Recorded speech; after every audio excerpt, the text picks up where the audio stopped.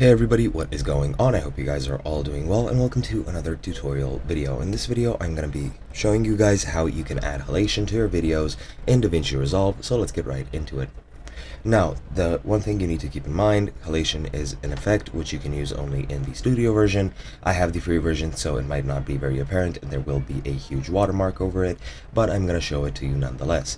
Now, what you need to do to add halation is go into your color tab, and as you can see, I have this bit of footage here and I have one singular node. Here, I'm going to just modify the radius and a couple of other things to make it look a bit different. I'm going to add some more mid detail.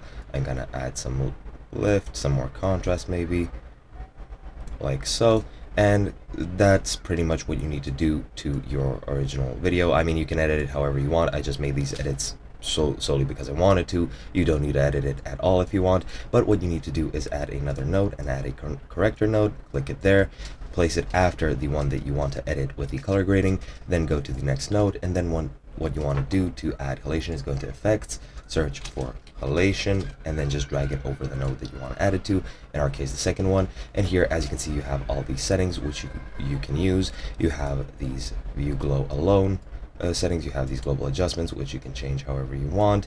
You can view the isolated regions and change them however you want, and you can do a lot of different things, and now your video pretty much has halation. And that's pretty much it. As you can see, there is this huge Davinci Resolve Studio watermark because I do not own the studio version, but that's pretty much it. Hope you guys enjoyed, and I'll be seeing you guys in another video.